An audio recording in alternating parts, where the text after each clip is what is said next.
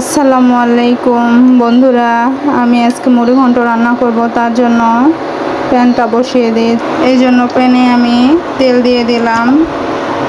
ফোড়নে আমি গরম মশলার ছাল, ফল ও শুকনো মরিচ দিয়ে দিব। এখন এর মধ্যে আমি গুঁড়ো মশলাগুলো অ্যাড করে দিব। প্রথমে হলুদ গুঁড়ো, শুকনো মরিচ, লবণ, ধনা গুঁড়ো। দেখুন সুন্দরভাবে আমি মশলাগুলো কষিয়ে নিচ্ছি। মাছ দিয়ে দিচ্ছি।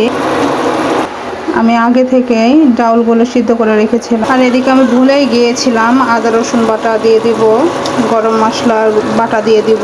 এটা গরম মশলা বাটা।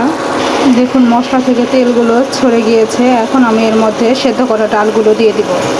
দেখুন সুন্দরভাবে আমি এখন ডাউলগুলো মশলার সঙ্গে মাখিয়ে নেব। এখন আমি ঢাকনা দিয়ে ডাউলটা নাড়িয়ে দিব যেন নিচে লাগে না যায়। ঢাকনাটা খুলে এখন আমি আবার নাড়াচাড়া করে দিব।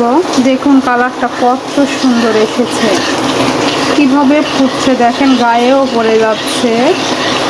গ্রামের ভাষায় কথা আছে যে আলু ঘাঁটি বা ডাউল ঘাঁটি করতে গেলে যদি গায়ে পড়ে তাহলে সেই ঘাঁটিটা নাকি অনেক স্বাদ হয়। তো ফাইনালি আমার কষানো হয়ে গেছে। এখন আমি পরিমাণ মতো পানি দিয়ে দিব। দেখুন আমি পানি দিয়ে দিয়েছি। এখন যতক্ষণ না ফুটে সে পর্যন্ত আমরা অপেক্ষা করব। দেখুন ফাইনালি আমার মুড়ি ঘন্টটা হয়ে গিয়েছে। এখন আমি ভাজা মশলার গুঁড়ো দিয়ে নামিয়ে নিব।